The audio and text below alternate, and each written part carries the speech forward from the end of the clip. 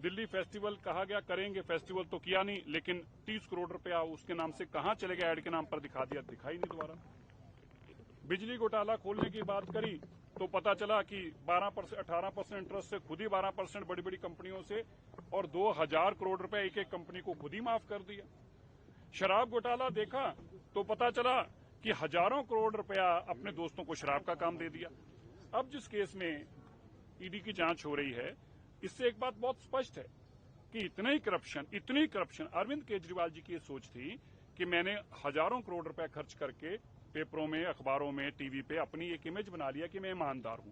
अब मैं कुछ भी लूटूंगा, लोग मुझे ईमानदार ही मानेंगे। और बड़े कॉन्फिडेंस से कहते थे, उनके एमएलए जो उनके से छोड़कर हमारे साथ आए वो बोलते हैं, वो कहते थे कि अरविंद केजरीवाल जी बड़े कॉन्फिडेंस से कहते थे कि अगर मैं सामने भी पैसे उठा के जेब में डालूं सबके सामने, तो भी लोग मुझे कहेंगे ईमानदार है, इसके अपने होंगे। ये उनकी भावना थी, ताकि इसीलिए उन्होंने दोनों हाथों से लूटा। अभी ईडी की इस केस में जांच हो रही, मैंने एक बार कही थी, आज फिर दोहरा दूं। लालू प्रसाद यादव जी के बाद अरविंद केजरीवाल जी सबसे ज्यादा समय जेल में रहने वाले साबका मुख्यमंत्री और उस वक्त के मुख्यमंत्री थे ही, जब 6 महीने लगा के आए जेल में, तो सबसे लंबा समय जेल में रहने वाले पूर्व मुख्यमंत्री के रूप पर अरविंद केजरीवाल होंगे। एक दूसरी बात, अगले 10 साल उनके इतने घोटाले उन्होंने किए हैं कि अगर रोज के हिसाब से भी ट्रायल शुरू करे तो भी 10 सालों में उनकी ट्रायलें नहीं पूरी हो सकती, जितने उन्होंने हर चीज में घोटाला है। अभी ये सिर्फ दिल्ली के घोटाले हैं, पंजाब के घोटाले अभी अलग से हैं।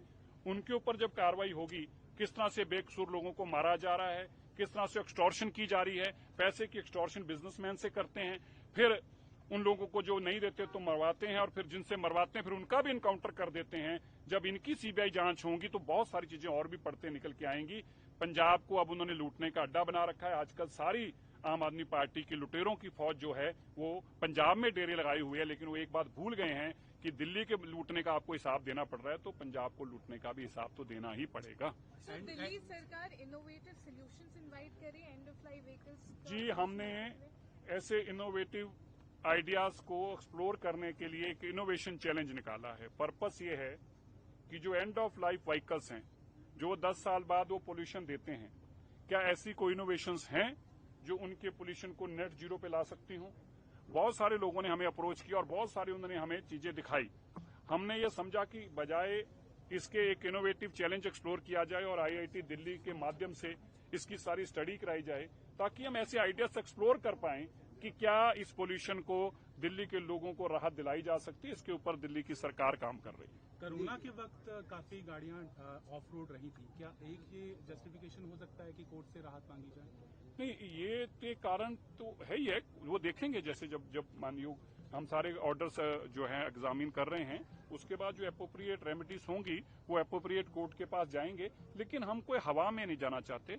हम अपनी पूरी स्टडीज को लेकर, पूरे आंकड़ों को लेकर, हम ठीक कैसे कर सकते हैं, हम ठीक क्या कर रहे हैं, हमने क्या क्या इनोवेटिव काम किए हैं, हमने क्या क्या जमीन धरातल पे काम किए हैं जिसके कारण पोल्यूशन कम होता दिख रहा है, इन सब आंकड़ों के साथ हम एक्सप्लोर कर रहे हैं कि हम क्या क्या कर सकते हैं और किस किस कोर्ट को जाके दरवाजा खड़का सकते हैं।